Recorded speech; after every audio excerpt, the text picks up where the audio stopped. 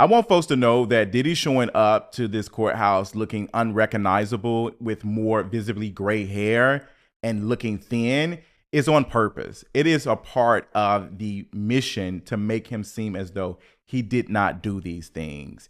And I'm not sure if it's going to work, but let's talk about it. Y'all already know what time it is. I got the black V-neck on.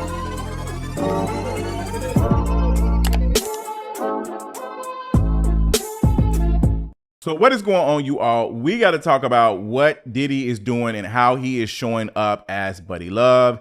It is week 1 of the Diddy trial. Cassie has taken the stand this week, and she is 8 months pregnant, having to take the stand and recount things that she has experienced, things I can't even speak on in this video. The trauma from that alone, like just Cassie experiencing that and having to relive it. I don't think people understand all of the trauma that a mother experiences while being pregnant really affects the child.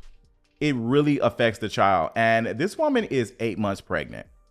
That is why she is taking the stand so early on, first week, because the prosecution is nervous about her possibly having a baby next month, because this is an 8-week trial. Now, there's been a lot of things that have developed within the first couple of days. Like, this is supposed to be a very speedy trial. As I told you all, Diddy apparently showed up to the courthouse looking unrecognizable. That's some of the reports that folks have said, because we can't get any images of the trial. There is no cameras allowed, no audio, no nothing, because this is a federal trial and Diddy is on trial for trafficking. Now, there's a lot of conversation about the DV that Cassie experienced, and the defense for Diddy is arguing, hey, he's already admitted to that. Cassie has received her $20 million settlement, and Cassie even went on the stand and clarified that she received the $20 million. I knew it was close to $30 million, because the way Diddy was taking all his stuff to the pawn shop and getting them payday loans, baby, it was a lot going on. So as I said, Diddy showing up and engaging with his lawyers, the way he's dressed, him even wearing glasses, the color of his suits, all of that is so important. All of that is so important because they want to make it seem as though Diddy isn't responsible for these things that he's done. He's already admitted to these things. Pay her, hey, I am not the person that y'all are saying I am. And looks matter. See that all the time when creators who've been accused of racism or any of the things in the past resurfaces, they get in front of the camera and they don't have any makeup on. Even the influencers who have known for makeup, they will get in front of the camera looking disheveled and disoriented, because that helps us process how to feel. That plays on a psychological level for us. Even with us understanding that, it still plays with us, because we don't want to, most of us do not want to see someone who is looking like these things suffer. We don't. And that's another conversation, because, yeah, I'm not going to get into that. But we don't want to see that. And that is what Diddy is leaning into. He's already owned up that he's done these things. That's why he said, hey, I did some things. I was in, a bad space. I apologize. That's why he did that. Him doing that video, him also sharing pictures of his family, wishing his children happy birthday, his children even showing up to the courthouse. It is all a part of the mission to make him seem like something he's not. That battle is not just being fought in the courthouse. That's why I've argued that the attorneys that are representing Diddy are interested in winning this case, because the money that they will make after this, because if they're able to get him off, all of the future clients are going to have to pay a higher premium. And they want to win this case, not because they believe Diddy, but they feel like they can win. And that is why you're seeing so much of this image be important. How the jurors take and receive Diddy, to the point that the defense were uncomfortable having her, Cassie, on the stand while pregnant, because in the minds of the jurors, even like they're human, they're going to see a pregnant woman recant these stories. And they're going to feel a certain type of way. Hey, this pregnant woman is, even though she wasn't pregnant at the time, it plays into the innocence factor. And they know that. The defense knows that. And they tried to argue against it, and the judge dismissed it. And we have her on the stand. So yes, they know exactly what they're doing. They're just not fighting this in the courthouse. They're also fighting the public opinion. And they're doing both. They're doing it with the jurors, and they're doing it with how it's being reported. Like, I'm pretty sure they have prepped and told Diddy what he needs to do. I'm pretty sure they've talked to him. Hey, you need to do this. He's been seeming engaged. He's seeming apologetic, like all of that. You are not telling me Diddy, who is known for being well manicured. I've never seen him without a bad haircut, always having black hair. An older man in his late 50s who has been known to date women way younger than him now does not have access to hair dye. You can't tell me that. Like, it's on purpose. Like, he has tried to make himself look youthful for the longest. And now, in protection of himself, he wants to appear to be older, but doesn't want to be in relationships with women his age. And I want to talk about that because that is something that is a factor in this trafficking case. They're not concerned about, it's not about DV. It's not about DV at all, but it's hard to separate it because it can be used to, hey, this person did these things. They drugged this person out because she was trying to get away. She was trying to get away from this man, and he persuaded her to stay using these tactics. That's why you see the defense being a little bit apologetic and, hey, he's owned up to DV. We're past that. As if he has grown, he's better. But that factors in his power that he has had over Cassie. And what I find so messed up is that power dynamics are not something that's like really understood, or it's hard to even prove in court, I believe. And I'm not a lawyer. Let me say that I wanted to be one. I actually wanted to be a lawyer a long time ago. But the power dynamics of Diddy being 17 years older than Cassie and also being in control of her career. And yet folks are asking and having to prove or argue, why don't you leave? Why didn't she leave? Why did she stay in this relationship? And Cassie has said that she was in love. How does she know what love is? The fact that she said that she was in love while experiencing abuse, baby, get bell hooks on the line. Like, the fact that she said she was in love while being manipulated. The fact that she said she was in love while being manipulated by a man who is 17 years her senior, and as well as having control over her career. How can we say that's love? Like, what is love?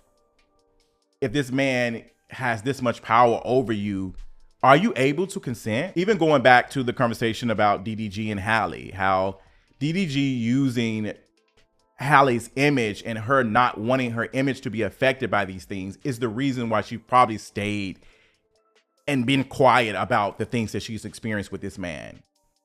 Like, the power dynamics.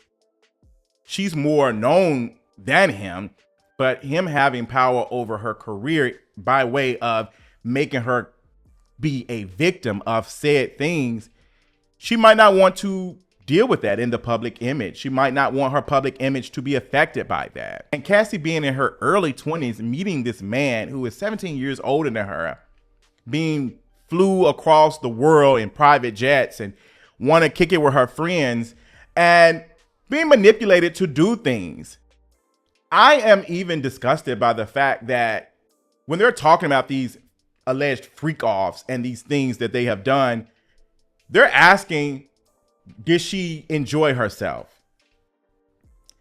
And I feel like that is so important for us to talk about, because that is how people are able to persuade folks that they were not taken advantage of, because you got erect, like you experienced that. The body is going to do what it wants to do, period. The body is going to do whatever it wants to do. I mean, come on now, like, let's be honest. We all know the joke about being in the classroom and getting, come on now, out of nowhere. Like, come on now, you don't have control over your body like that. So you, quote unquote, enjoying yourself, to me, is irrelevant if you have said no. And we've seen that time and time again, where people who have been accused of this stuff will say, hey, I couldn't tell you were enjoying yourself. Even some of the content that a lot of us consume is teetering that line. And while we're talking about that, I want to bring us to the relationship with Diddy and Cassie and how Diddy wanted to be called Pawpaw and how Cassie's nickname was Baby Girl. Going back to the content that we consume, how he wanted to be called Pawpaw and Baby Girl. Baby, young, innocent, do not have the ability to consent. Why does he need to be called Pawpaw? It's already, hey, you're 17 years older, you're in a position of power over her career. That's not enough because he wants to fulfill the fantasy of being in charge.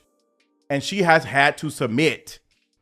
She talked about how she did things to keep him from getting angry. She even recounted a story where she kind of initiated the freak off. She said she wanted to do it because she knew that they had a premiere to go to and she wanted him to be happy. So there would be no issue. Her playing into submission in survival. Like, even with being as successful as she was at the time, still having to play this in this relationship, this unethical relationship. And we have to name that this relationship was unethical. There was major power imbalances going on. Major. And Diddy is not the first. He's not the last. A lot of the men in the industry have done that or just so happen to be in charge of said person's career while also being married to them. Like, this has been going on for a minute. And all I can think about is Diddy's daughters and how they're being used. How them being in the courtroom supporting their father helps him. It helps his image. This is a family man. And how these girls apparently were not there today because Cassie has been on the stand. And Cassie had to tell these stories of all of these freak-offs that she's participating in. She says she's experienced hundreds of them with Diddy. And the daughters, we don't know can they tell their father no, that they don't want to be a part of this? Can they tell their father no? With also their livelihoods being at play. Because if their father is not able to bounce back and get off from this, they're going to experience some financial hardship that they've never probably had to experience a day in their lives. And they're probably experiencing some levels of it now because that $20 million that came out of Diddy's account, it came from somewhere. So this is important for them. Like, it is important to them. And I feel for them, like, they're not even able to sit and hear these things. They cannot be in the courtroom hearing these things for whatever reason. And I'm just thinking that because it's too graphic, but he's doing this to a girl who is not too far from their current age. Not only was Diddy doing these things to her, like abusive, he was doing this to employees, people that worked for him. And she wasn't the only one. Also, the video from the hotel situation was showed too. The jurors have seen that. And the defense didn't want that because they're trying to argue that this has nothing to do with the trafficking case. This is DV. So that's irrelevant. But it paints a story of him and the power that even when people are wanting to leave, he's making them stay. And that's why you have the defense, to me, try to argue that, hey, you paid and you were the one that called these escorts to participate in these things, because they want to paint a picture that she had some control.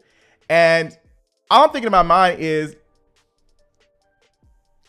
the fact is that that's even argued. The fact that you can even say that lets me know what type of world we live in. Yeah, like, she's young and it ain't fully developed. So yes, she's not making the best decisions. And someone who's experiencing that eventually becomes used to it. Like, come on now. Like, it's really sad. It's really messed up, to be honest. It's really messed up. So at this point, seeing all of the things, I'm not going to hold you in the beginning. Seeing who Diddy has representing them and all of the tactics they're doing in the courtroom and out the courtroom, I'm not going to lie, I was thinking it's a chance that he may not do the full sentencing. He might not spend the rest of his life. But this is an 8-week case. There's going to be some time. But the prosecution is going to really have to show the jurors what this is, what this trial is about. It's about trafficking. They're really going to have to hit that, because the DV can be argued by the defense to me that it's irrelevant. Like, this has nothing. Can you prove that he is doing trafficking to this type of extreme? Because for it to be trafficking involved, it's only one person on trial. There's only one person. Usually with trafficking, it's multiple people, but it's only one. So it's kind of hard for them to paint that just one person is responsible for these things. And the defense already is trying to discredit one of the witnesses, who is a police officer, and how he was blown away by seeing Diddy and Cassie and showing the video that he recorded of what happened to his wife, and how Diddy offered him some money. And the next time he met him, Diddy had cash.